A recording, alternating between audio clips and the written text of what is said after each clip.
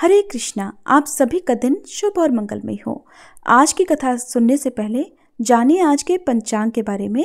आज कौन कौन से शुभ और अशुभ मुहूर्त हैं। आज माघ मास का दूसरा दिन है और 27 जनवरी शनिवार है।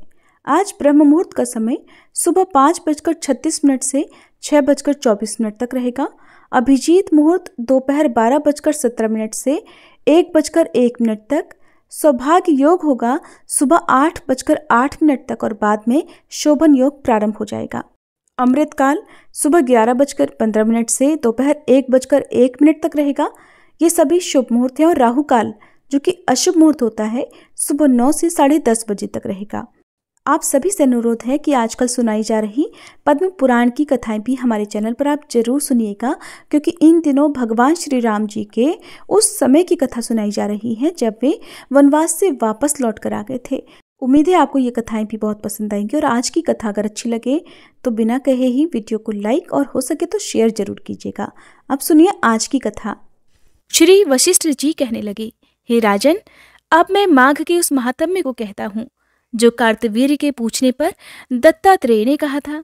जिस समय साक्षात विष्णु के रूप श्री दत्तात्रेय सत्य पर्वत पर रहते थे, तब महिष्मती के राजा सहस्त्रार्जुन ने उनसे पूछा, हे योगियों में श्रेष्ठ दत्तात्रेय जी, मैंने सब धर्म सुन लिए, अब आप कृपा करके मुझे माघ मास महात्म्य भी सुनाइए। तब दत्तात्रेय जी कहने लगे, जो नारद जी से ब्रह्मा जी ने कहा था वही माघ महात्म्य मैं तुमसे कहता हूँ। इस कर्म भूमि भारत में जन्म लेकर जिसने माघ स्नान नहीं किया उसका तो मानो जन्म ही निष्फल हो गया हो। भगवान की प्रसन्नता, पापों के नाश और स्वर्ग की प्राप्ति के लिए हर हिंदू व्यक्ति को जीवन में एक बार माघ स्नान अवश्य करना चाहिए। यदि यह पुष्ट और शुद्ध शरीर माघ स्नान के बिना ही रह जाए तो फिर इसकी रक्षा करने से भला क्या लाभ। जल में बुलबुले के समान, मक्खी जैसे तुच्छ जंतु के समान ये शरीर माघ स्नान के बिना मरण समान होता है। विष्णु भगवान की पूजा न करने वाला ब्राह्मण, बिना दक्षिणा के श्राद्ध, ब्राह्मण रहित क्षेत्र, आचार रहित कुल, ये सब नाश के बराबर माने जाते हैं। गर्व से धर्म का, क्रोध से तप का, गुरुजनों की सेवा न करने से स्त्री तथा ब्रह्मचारी, बिना जली अग्नि से हवन और बिना साक्षी के मुक्ति का नाश हो जाता है। जीविका के लिए कहने वाली कथा, अपने ही लिए बनाए हुए भोजन की क्रिया, शूद्र से भिक्षा लेकर किया हुआ यज्ञ तथा कंजूस का धन, ये सब नाश के कारण होते हैं। बिना अभ्यास और आलस्य वाली विद्या, असत्य वाणी, विरोध करने वाला राजा, जीविका के लिए तीर्थ यात्रा, जीविका के लिए व्रत, संदेह युक्त मंत्र का जप, व्यग्र चित्त होकर जप करना, वेद न जानने वाले को दान देना, संसार में नास्तिक मत ग्रहण करना, श्रद्धा बिना धार्मिक क्रिया, ये सब व्यर्थ होते हैं। और जिस तरह दरिद्र का जीना व्यर्थ है, उसी तरह माघ स्नान के बिना मनुष्य का जीना भी व्यर्थ होता है। ब्रह्मघाती, स्वर्ण चुराने वाला, मदिरा पीने वाला, गुरु पत्नी गामी और इन चारों की संगति करने वाला माघ स्नान से पवित्र हो जाता है। जल कहता है कि सूर्योदय से पहले जो मुझ में स्नान करता है, मैं उसके बड़े से बड़े पापों को भी नष्ट कर डालता हूँ। महापात तक भी स्नान करने से भस्म हो जाते हैं। माघ मास स्नान का जब समय आ जाता है, तब सभी पाप भी अपने नाश के भय से कांपने लगते हैं। जैसे मेघों से युक्त होकर चंद्रमा प्रकाश करता है, वैसे ही श्रेष्ठ मनुष्य भी माघ मास में स्नान करके प्रकाशमान हो जाते हैं। काया, वाचा, मनसा से किए हुए छोटे या बड़े, नए या पुराने, सभी पाप स्नान करने से ही नष्ट हो जाते हैं। आलस्य में बिना जाने जो पाप किए हों वो भी नाश को प्राप्त हो जाते हैं। जिस तरह जन्म जन्मांतर के अभ्यास से आध्यात्मिक ज्ञान की प्राप्ति होती है, ठीक उसी तरह जन्मांतर अभ्यास से ही माघ स्नान में मनुष्य की रुचि हो जाती है। ये अपवित्रों को पवित्र करने वाला बड़ा तप और संसार रूपी कीचड़ को धोने की पवित्र वस्तु माना जाता है। इसलिए हे राजन, जो मनोवांछित फल देने वाला माघ स्नान नहीं करते, वो सूर्य चंद्र के समान भोगों को कैसे भोग सकते हैं। दत्तात्रेय जी कहते हैं कि हे राजन, एक प्राचीन इतिहास कहता हूँ, ध्यान पूर्वक सुनो। भृगुवंश में ऋषिका नाम की एक ब्राह्मणी थी जो बाल्यकाल में ही विधवा हो गई थी। वो रेवा नदी के किनारे विंध्याचल पर्वत के नीचे तपस्या करने लगी। वह जितेंद्रिय, सत्यवक्ता, सुशील, दानशीलता तथा तप करके देह को सुखाने वाली थी। वो अग्नि में आहुति देकर उच्च व्रति द्वारा छठे काल में भोजन करती थी। वह वल्कल धारण करती थी और संतोष से अपना जीवन बिताती थी। उसने रेवा और कपिल नदी के संगम में 60 वर्ष तक माघ स्नान किया और फिर वहीं पर वह मृत्यु को प्राप्त हो गई। माघ मास के स्नान के फल से वह दिव्य 4000 वर्ष तक विष्णुलोक में वास करके सुंद और उपसुंद दैत्यों का नाश करने के लिए श्री ब्रह्मा जी द्वारा तिलोत्तमा नाम की अप्सरा के रूप में ब्रह्मलोक में उत्पन्न हुई। वह अत्यंत रूपवती, गान विद्या में अति निपुण तथा मुकुट कुंडल से शोभायमान थी। उसका रूप, यौवन और सौंदर्य देखकर ब्रह्मा जी भी चकित हो गए। वह तिलोत्तमा रेवा नदी के पवित्र जल में स्नान करके वन में बैठी हुई थी। तभी सुंद और उपसुंद के सैनिकों ने चंद्रमा के समान उस रूपवती को देखकर अपने राजा सुंद और उपसुंद से उसके रूप की शोभा का वर्णन किया।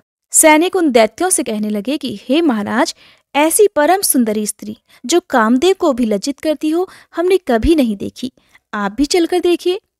तब वह दोनों दैत्य मदिरा के पात्र रखकर वहां पर आए जहां पर वह परम सुंदरी बैठी हुई थी। दोनों दैत्यों ने मदिरापान किया हुआ था और काम क्रीड़ा से पीड़ित हुए वे दोनों आपस में ही उस स्त्री रत्न को प्राप्त करने के लिए विवादग्रस्त हो गए और फिर आपस में युद्ध करते हुए वहीं समाप्त भी हो गए। उन दोनों को मरा हुआ देखकर उनके सैनिकों ने बड़ा कोलाहल मचाया।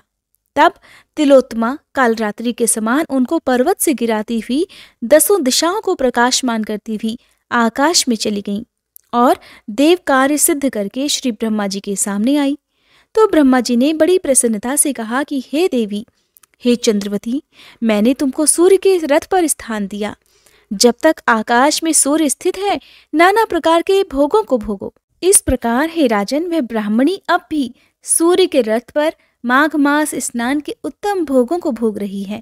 इसीलिए श्रद्धावान पुरुषों को उत्तम गति पाने के लिए यत्न के साथ साथ माघ मास में विधिपूर्वक स्नान भी करना चाहिए। दत्तात्रेय जी कहते हैं कि हे राजन, अब मैं तुम्हें एक और पौराणिक कथा सुनाता हूँ, ध्यानपूर्वक सुनो। पूर्व काल में सतयुग के उत्तम निषेध नामक नगर में हेमकुंडल नाम वाला एक धनी वैश्य जो कि कुबेर की तरह था, वो रहा करता था। बहुत ही कुलीन, अच्छे काम करने वाला, देवता, अग्नि और ब्राह्मणों की पूजा करने वाला, खेती किसानी का काम किया करता था। वो गाय, घोड़े, भैंसों आदि का पालन भी करता था, जिस कारण वो गाय और भैंसों से मिलने वाले दूध, दही, छाछ, गोबर, घास, गुड़, चीनी आदि को बाजार में जाकर बेचता भी था। इस तरह उस वैश्य ने सामान बेचकर बहुत सारा धन इकट्ठा कर लिया था। धीरे धीरे वो वैश्य बूढ़ा होने लगा। जब इतना बूढ़ा हो गया कि उसे ये एहसास होने लगा कि अब उसकी मृत्यु उसके निकट है, तब उसने धार्मिक कार्य करने प्रारंभ कर दिए। भगवान श्री हरि का एक विशाल मंदिर बनवाया। कुएं, तालाब, बावड़ी और बहुत सारे फलदार और छायादार बाग बगीचे भी लगवाए। यहाँ तक कि वो सूर्योदय से लेकर शाम होने तक दान भी किया करता। गांव के चारों तरफ उसने जल की प्याऊ लगवाई। अपने पूरे जन्म में उसने जितने भी पाप कर्म किए थे, उन सभी का प्रायश्चित करने के लिए वो महान पुण्य कर्म करने लगा। उसके 2 पुत्र उत्पन्न हुए, जिनका नाम उसने कुंडल और विकुंडल रख दिया। वैश्य के दोनों लड़के जब बड़े हुए, तब हेमकुंडल गृहस्थी का सब कार्य उन दोनों को सौंपकर तपस्या करने के इरादे से वन में चला गया और वहां भगवान श्री की आराधना में अपने शरीर को सुखाकर अंत में भगवान श्री हरि के लोक को प्राप्त हुआ। अब उसके दोनों पुत्रों को धन वैभव का लालच हो गया, जिससे वो दोनों बुरे कामों में लग गए। पिता का एकत्रित किया हुआ धन ही इतना सारा था कि वे उस धन को खर्च करने में लग गए। उन्हें धन कमाने की तो चिंता थी नहीं, बल्कि वो उस धन को ही अनावश्यक कामों में खर्च करने लगे। वेश्यागामी बन गए। वीणा और बाजे लेकर वेश्याओं के साथ गाते फिरते थे। अच्छे और सुंदर वस्त्र पहनकर, सुगंधित तेल आदि लगाकर, भांड और खुशामदियों से घिरे हुए हाथी की सवारी और सुंदर घरों में रहते थे। इस प्रकार वैश्य के वे दोनों पुत्र ही धन को बुरे कामों में नष्ट करने लगे। वे दोनों मिलकर अपने पिता का सारा धन केवल अपने ऊपर ही खर्च कर रहे थे। ना कभी किसी को दान देते, ना कोई हवन कराते, यहाँ तक कि देवता और ब्रह्मा जी की सेवा और विष्णु भगवान का पूजन भी नहीं करते थे। इस तरह धन को व्यर्थ करते करते उन दोनों लड़कों के पास जितना भी धन था वो सब धन समाप्त हो गया और वो दरिद्रता को प्राप्त होकर बहुत दुखी रहने लगे। भाई, जन, सेवक, उपजीवी सब इन्हें छोड़कर चले गए। तब इन दोनों भाइयों ने मिलकर चोरी आदि काम करने शुरू कर दिए। जब राजा के भय से नगर को छोड़कर डाकुओं के साथ ये वन में रहने लगे तो वहां पर अपने तीक्ष्ण बाणों से वन में रहने वाले जंगली पशुओं को मारकर खाने लगे। एक समय इनमें से एक भाई पर्वत पर गया और वहां पर उसको शेर मारकर खा गया। दूसरा भाई उसी समय फिर वन को गया, जहां उसे काले सांप ने डस लिया, जिससे उसकी भी मृत्यु तभी हो गई। यमराज के दूत उन दोनों को ही बांधकर यम के पास लाए और कहने लगे कि हे महाराज, बताइए इन दोनों पापियों के लिए क्या किया है। तब चित्रगुप्त ने उन दोनों के कर्मों की आलोचना करके अपने दूतों से कहा कि बड़े भाई कुंडल को घोर नरक में डाल दिया जाए और दूसरे भाई विकुंडल को स्वर्ग में ले जाया जाए, जहां उत्तम भोग हैं। तब एक दूत तो कुंडल को नरक में फेंकने के लिए ले गया और दूसरा दूत बड़ी विनम्रता से कहने लगा कि हे विकुंडल, चलो, तुम्हारे अच्छे कर्मों से तुम स्वर्ग को प्राप्त हुए हो, अब वहां जाकर अनेक प्रकार के भोगों को भोगो। तब विकुंडल बड़ी हैरानी के साथ मन में ढेर सारे संशय लेकर दूत से कहने लगा, हे यमदूत, मेरे मन में बड़ी भारी शंका है, इसलिए मैं तुमसे कुछ पूछना चाहता हूँ। कृपया कर मेरे प्रश्नों का उत्तर दीजिए। हम दोनों भाई एक ही कुल में पैदा हुए, एक जैसे ही कर्म करते रहे।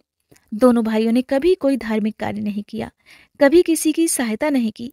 फिर हम दोनों में से एक को नरक क्यों और दूसरे को स्वर्ग किस कारण मिल रहा है? हे यमदूत, मैंने तो अपने पूरे जीवन में कभी कोई सत्कर्म नहीं किया, इस कारण मैं स्वर्ग जाने का कोई कारण भी नहीं देखता। कृपया मुझे बताओ और मेरी शंका दूर करो। ये बात सुनकर यमदूत कहने लगा, हे विकुंडल, माता, पिता, पुत्र, पत्नी, भाई बहन से सब संबंध जन्म के कारण ही होते हैं और जन्म होता ही कर्मों को भोगने के लिए है। जिस प्रकार एक वृक्ष पर अनेक पक्षियों का आगमन होता है, ठीक उसी तरह इस संसार में पुत्र, भाई, माता पिता का भी संगम होता है। इनमें से जो जैसे जैसे कर्म करता है वैसे ही फल भोगता है। तुम्हारा भाई अपने पाप कर्मों से नरक में चला गया और तुम यहाँ अपने पुण्य कर्म के कारण स्वर्ग में जा रहे हो। तब विकुंडल ने बड़े आश्चर्य से पूछा कि हे यमदूत, मैंने तो कोई धर्म का कार्य किया ही नहीं, मैं सदा पापों में ही लगा रहा। मैं अपने पुण्य के कर्म को जानता तक नहीं।